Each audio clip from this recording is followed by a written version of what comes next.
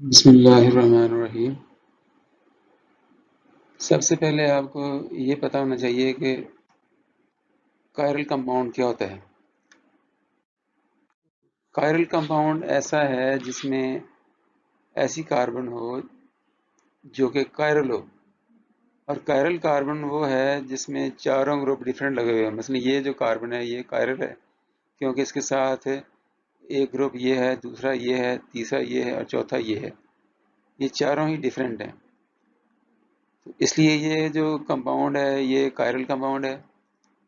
और इस तरह के अगर एक कंपाउंड इस तरह का हो आपके पास और वो किसी जगह बीकर में आपने डाला हुआ है या किसी जगह पड़ा हुआ है, तो उसी कंपाउंड में कुछ मालिक्यूल ऐसे भी होंगे जिसमें कार्बन के साथ चारों ग्रुपों की जो तरतीब है वो मुख्तलिफ हो सकती है, उस तरीके से जिस तरह हमारे हाथ में उंगलियों की तरतीब मुख्तलिफ होती है। मतलब एक हाथ में तरतीब ये है, दूसरे हाथ में उंगलियों की तरतीब ये है।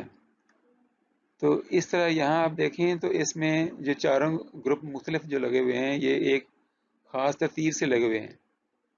और इसी तरह का एक कंपाउंड और है, उसमें ये तरतीब बिल्कुल मुख्तलिफ है, जिस तरह हमारे दूसरे हाथ में उंगलियों की तरतीब मुख्तलिफ होती है। और ये कंपाउंड जो हैं ये दोनों मौजूद होते हैं, और ये इनको अगर एक कंपाउंड का हम मिरर इमेज बना देखें, अगर एक कंपाउंड लेकर हम उसको मिरर में देखें तो वो उस तरह का लगता है जिस तरह ये दूसरा कंपाउंड है, जिसमें इन ग्रुपों की तरतीब मुख्तलिफ है। जिस तरह हमारा एक हाथ जो है, अगर बायां हाथ लें आप, उसको बायां हाथ को मिरर में देखें तो वो आपका दायां हाथ महसूस होगा आपको। वो ऐसे होगा जैसे आपका वो दायां हाथ है। यानी हमारा दायां हाथ और हमारा बायां हाथ ये दोनों आपस में एक दूसरे का मिरर इमेज है। तो इसी तरह इन कंपाउंडों में भी ऐसे होता है कि इन कंपाउंडों के में जो चारों ग्रुप डिफरेंट लगे हुए हैं, ये एक मालिक्यूल में जो ग्रुप्स हैं, जो भी तरतीब है, ये कुछ और मालिक्यूल ऐसे होते हैं जो इनकी तरतीब इस तरह होती है कि दोनों आपस में ये मिरर इमेज लगते हैं, और ये मिरर इमेज होते हैं एक दूसरे का। जिस तरह ये हाथ दोनों जो है एक दूसरे का मिरर इमेज है, और ये आपस में सुपर इम्पोजेबल नहीं है। They are not superimposable to each other. इस सुपर इम्पोजेबल होने का मतलब ये है कि अगर आप एक हाथ को दूसरे हाथ के ऊपर रखें, जैसा ये रख के दिखाया गया है, तो ये उंगलियां एक दूसरे के साथ मैच नहीं करती। एक हाथ का अंगूठा इस तरफ है और दूसरे हाथ का अंगूठा जो है वो इस तरफ है, उंगलियों की तरतीब भी मुख्तलिफ है। इसे कहते हैं सुपर इम्पोजेबल होना। अगर ये मैच कर जाए तो ये सुपर इम्पोजेबल है, अगर ये मैच नहीं कर रहे तो सुपर इम्पोजेबल नहीं है। तो एक हाथ को दूसरे हाथ पे रखें तो ये दोनों आपस में सुपर इम्पोजेबल नहीं है।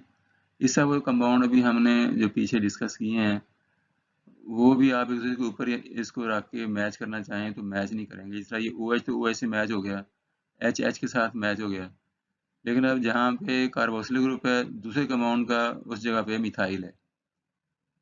इस तरह एक कंपाउंड का जहाँ मिथाइल है तो दूसरे कंपाउंड में उस जगह पर कार्बोक्सिलिक ग्रुप है। बस यही तरतीब डिफरेंट है इनकी ना।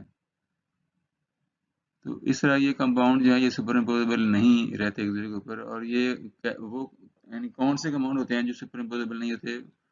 वो ऐसे होते हैं जिसमें कार्बन के साथ चारों ग्रुप डिफरेंट लगे हुए हैं। अगर इनमें से कोई से दो ग्रुप एक जैसे हो जाएं तो फिर ये सुपर इम्पोजेबल हो जाते हैं। मतलब अगर कार्बोक्सिलिक ग्रुप की जगह पर यहाँ आप मिथाइल लगा दें और फिर यहाँ भी मिथाइल होगा, तो इस तरह ये मिथाइल मिथाइल के साथ यहाँ भी मैच कर जाएगा और यहाँ भी मैच कर जाएगा। तो इस तरीके से अगर किसी कार्बन वाले कंपाउंड में अगर दो ग्रुप एक जैसे हैं और बाकी दो डिफरेंट हैं, तो फिर वो कंपाउंड जो है ना वो कायरल नहीं रहता, क्योंकि उसका इन दोनों का जो मिरर इमेज है वो आपस में सुपर इम्पोजेबल हो जाते हैं, क्योंकि इनमें प्लेन ऑफ आ जाती है। नहीं, ऐसे कंपाउंड के अंदर आप एक प्लेन ऐसी होती है जिसमें दो दोनों हाफ जो हैं वो सिमिलर हो जाते हैं कंपाउंड के। अभी जो पहले कंपाउंड हमने देखे हैं वो ऐसे हैं जिसमें कार्बन कायरल कार्बन एक है कंपाउंड के अंदर। लेकिन बाज़ कंपाउंड ऐसे भी होते हैं जिसमें कायरल कार्बन दो होती हैं। जैसा ये कंपाउंड है, इसमें दो कायरल कार्बन है। एक कायरल कार्बन ये है, दूसरी कायरल कार्बन ये है।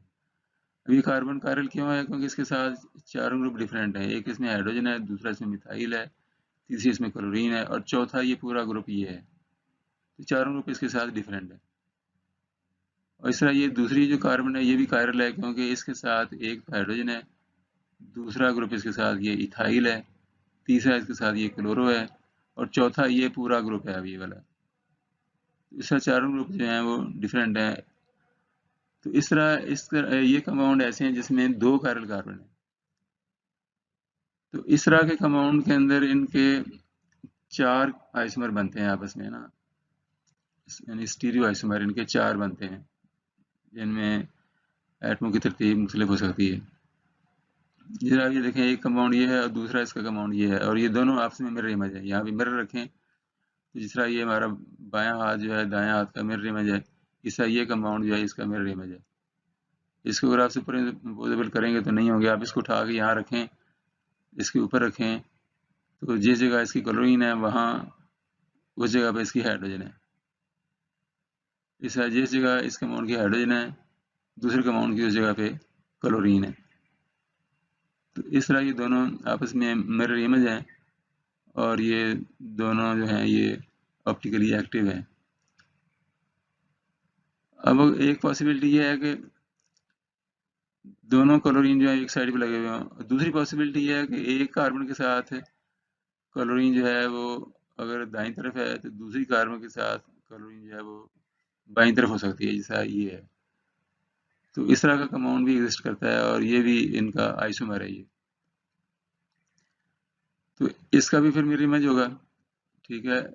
एक कंपाउंड ऐसा होगा जिसमें जो इसका मिरर इमेज होगा, और ये दोनों भी आपस में सुपर इम्पोजेबल नहीं है। इसको उठा के आप इसके ऊपर रखें तो उसी तरह जिस जगह इसकी हाइड्रोजन है वहाँ उसकी क्लोरीन है, जिस जगह इसके कंपाउंड की क्लोरीन है दूसरे कंपाउंड की वहाँ पर हाइड्रोजन है। तो इस तरह ये भी ऑप्टिकली एक्टिव हैं, और ये आपस में मिरर इमेज भी हैं। तो ये चारों कंपाउंड जो है ना ये एक ही कंपाउंड के आइसोमर हैं, ये ऑप्टिकली एक्टिव हैं। ये जो कंपाउंड है दोनों ये यानी ऑप्टिकली एक्टिव हैं, और ये आपस में मिरर इमेज हैं। तो ऐसे कंपाउंड को हम कहते हैं एनेंटियोमर। वो ऑप्टिकली एक्टिव कंपाउंड जो आपस में मिरर इमेज हों, दे आर नोन एज एनेंटियोमर। इस तरह ये दोनों कंपाउंड भी आपस में मिरर इमेज हैं, दे आर आल्सो एनेंटियोमर। यानी 1 और 2 आपस में एनेंटियोमर हैं, 3 और 4 जो हैं ये आपस में एनेंटियोमर हैं। 2 और 3 जो हैं ये आपस में एनेंटियोमर नहीं है, हालांकि ये एक ही कंपाउंड के आइसोमर हैं, लेकिन ये आपस में एनेंटियोमर नहीं है, क्योंकि ये आपस में मिरर इमेज नहीं है। इसका जो मिरर इमेज होगा ना वो ये है, ये कंपाउंड नहीं है इसका मिरर इमेज। इस तरह 1 और 4 जो हैं ये भी आपस में मिरर इमेज नहीं है, और ये भी एनेंटियोमर नहीं है। एनेंटियोमर ये हैं जो आपस में मिरर इमेज है। 1 और 2 एनेंटियोमर है, 3 और 4 एनेंटियोमर है। अब ये चारों हैं तो एक ही कंपाउंड के आइसोमर है ना, तो फिर 1 और 2 का रिश्ता आपस में ये तो हो गया एनेंटियोमर का। 3 और 4 भी आपस में एनेंटियोमर है। अब 2 और 3 आपस में क्या है? ये मिरर इमेज नहीं है, तो इनको हम कहते हैं डायस्टेरियोमर। 2 और 3 जो हैं ये हैं तो ऑप्टिकली एक्टिव, और हैं भी एक ही कंपाउंड के आइसोमर, लेकिन आपस में ये मिरर इमेज नहीं है। तो these are known as diastereomers. ये 2 और 3 आपस में डायस्टेरियोमर हैं, 1 और 4 भी आपस में डायस्टेरियोमर हैं। इस तरह 2 और 4 भी आपस में डायस्टेरियोमर हैं, 1 और 3 भी आपस में डायस्टेरियोमर हैं, क्योंकि आपस में मिरर इमेज नहीं है, हैं तो एक ही कंपाउंड के isomer. So non mirror image जो स्टीरियो आइसोमर्स होते हैं, they are called as diastereomers. They are isomers of the same compound, optically active compound, but they are not the mirror image to each other. And those isomers which are mirror images to each other, they are called as enantiomers.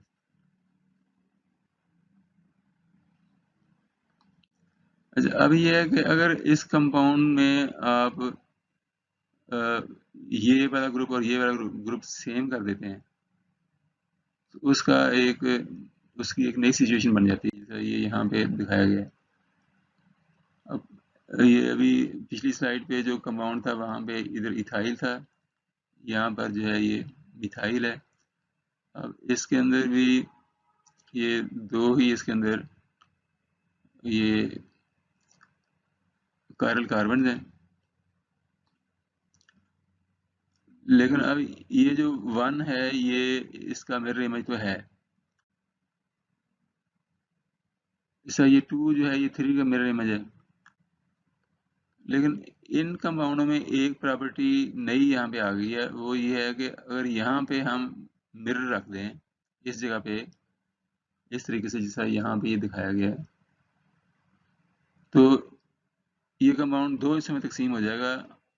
एक हिस्सा इसका ये है ऊपर की तरफ और दूसरा हिस्सा ये है, और ये दोनों हिस्से आपस में मिरर इमेज बन जाएंगे। जैसे आप यहाँ देख रहे हैं इस कंपाउंड में ये सूरत हाल है। यहाँ ये कार्बोक्सिलिक ग्रुप है, उसी तरह का यहाँ पर कार्बोक्सिलिक ग्रुप है, इधर यहाँ क्लोरीन की बजाय यहाँ ब्रोमो ब्रोमो ग्रुप है, यहाँ ब्रोमो ग्रुप है। तो इसमें अगर यहाँ पे हम मिरर रख दें तो ये हाफ जो है ये इस हाफ का मिरर इमेज है, तो लिहाजा इस कंपाउंड में ये प्लेन ऑस्मिटी आ जाती है।